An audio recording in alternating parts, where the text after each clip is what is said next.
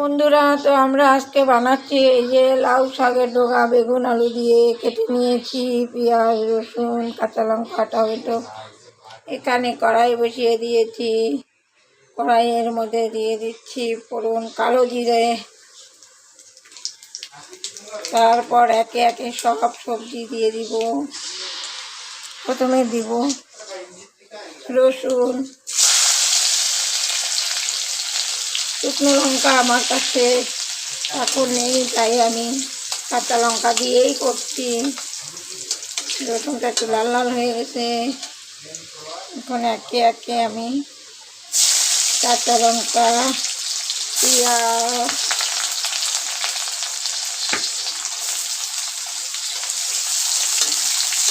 সব কিছু অ্যাড করতে থাকবো।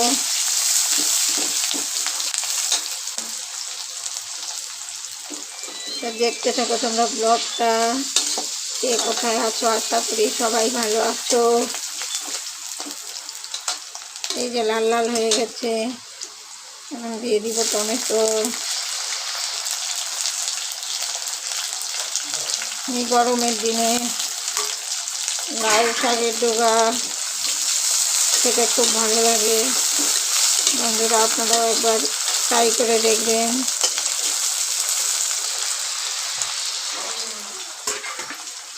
আমি এগুলো ধুয়ে নিয়েছি, আবার ধুয়ে নিচ্ছি।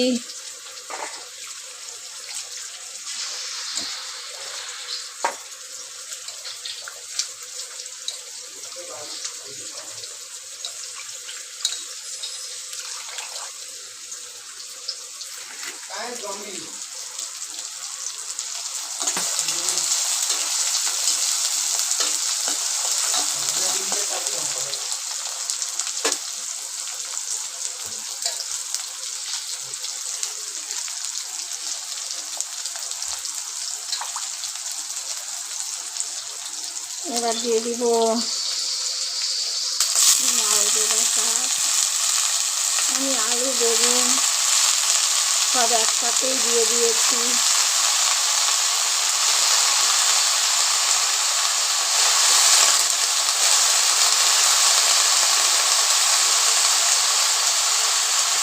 জল ধরে গেল এখানে, দেখতে থাকো। হলুদ গুঁড়ো,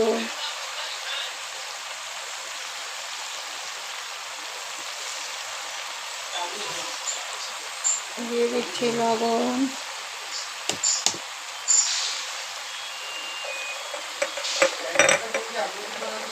আর একটু দিয়ে দিব আমি জিরের গুঁড়ো।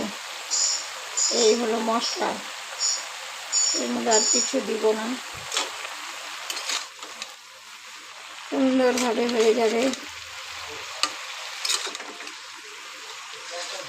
এখন আমি খানিকক্ষণ ঢেকে দিব, জল বের হবে। লাউ শাকের জলে সিদ্ধ হয়ে যাবে। এই যে জল বের হওয়া শুরু হয়ে গেছে। এবার আমি খানিকক্ষণ ঢেকে দিব, 15 মিনিট। আঁচটা মিডিয়ামে রেখে দিব।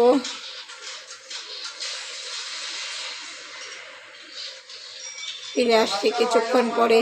বন্ধুরা, আমার শাকের কী পরিস্থিতি এখন। এই যে বন্ধুরা, আমার শাকটা প্রায় হয়ে আসছে।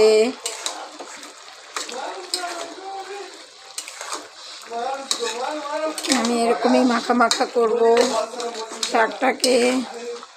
শাকটা হয়ে গেছে, একদম শুকনা শুকনা ভালো লাগবে না।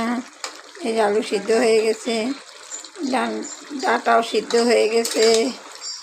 এখন আমি শাকটাকে নামিয়ে দেব। আমি লাউ শাক হয়ে গেছে, এখন পরিবেশনের জন্য রেডি। হ্যাঁ, তুমিও করতে যাও।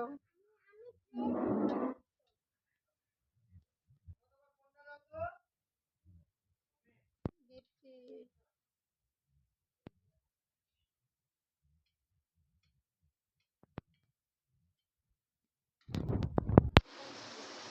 কত সুন্দর হয়েছে লাউ ডগাটা, দেখো। ভিডিওটা ভালো লাগলে লাইক কমেন্ট শেয়ার করো, পাশে থেকো। দেখা হবে পরের ভিডিওতে।